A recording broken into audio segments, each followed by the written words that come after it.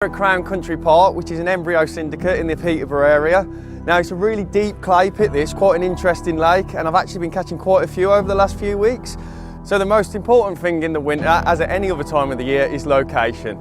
So the first night I did on this lake, which was at the start of November, I fished in a swim down the bottom end, which gave me a really good view of the lake, as I wanted to sort of see and hear where the fish were holding up. As it transpired, I was at the completely wrong end of the lake, and I ended up seeing them more up this end, out towards the middle.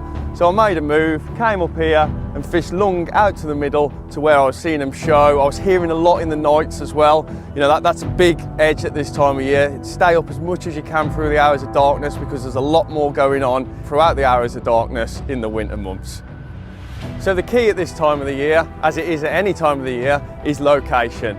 So when I did my first night on here at the beginning of November, I set up in a swim down the bottom end of the lake that gave me a really good view of all the open water. The reason for that being, I wanted to be able to hear or potentially see where the fish were showing and hopefully locate where they were held up. Now, as it transpired, I was at the completely wrong end of the lake. I did hear a couple that night and I did see a few the following morning, and they were out in the middle in front of where I am now. Now, as I've mentioned before, this is an incredibly deep lake. In fact, out there in the middle, it's around 35, 36 foot. Now, I know that because there's a depth map available for all online that you can see, and it shows you the depths of the lake. But that's where the fish were held up. They were out in the middle over that deep water. So I came in here and I fished out long towards where I'd seen them. And that night I actually caught two, which was a really good start.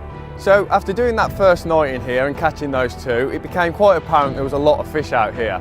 So what I did at the end of that trip, I decided to bait, and I baited quite heavily. And the baiting has really been the key to the success that I've had over the last few weeks. Now, the bait I've been putting out there, it's not just any old bait.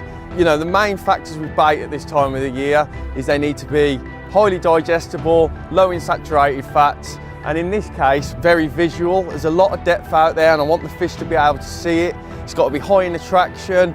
And I've also kept it quite large items of bait, i.e. whole boilies, sweet corn and quite large pellets. The reason for that being, it's very deep, they get a lot of undertow, especially when the wind picks up.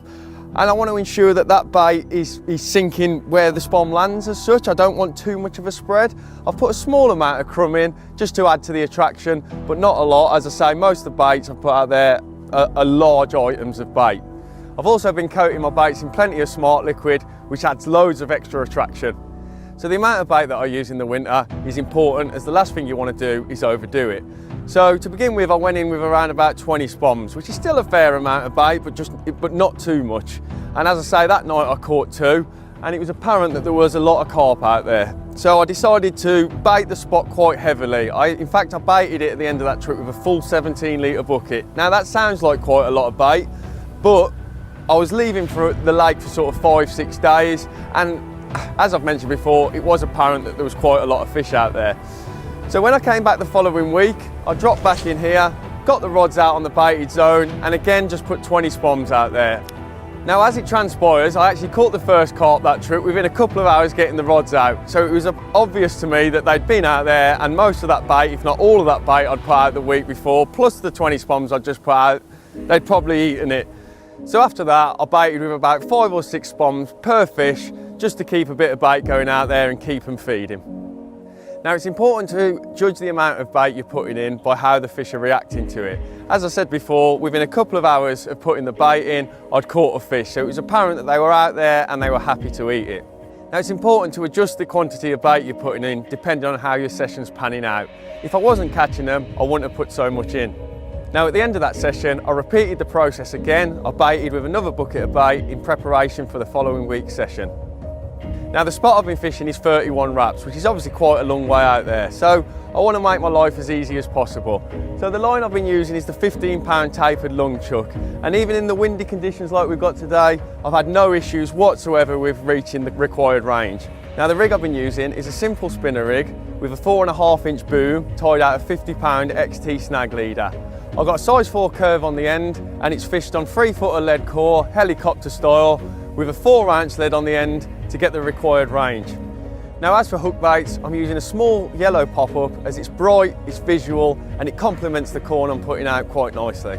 Now, it's important to wear appropriate clothing in the winter, as if you're not warm, you're not going to be fishing effectively. So you want some warm, dry boots, A nice pair of thick woolen socks, a thermal base layer, nice warm jumper, thick padded coat over the top, nice pair of thick warm trousers, perhaps a gaiter, as on windy days like today it stops the draft down your neck, and a nice warm hat to keep your head warm. So if you follow these simple steps and you get your location right, get your bait right, wear the appropriate clothing, winter fishing can not only be productive, it can also be enjoyable and comfortable.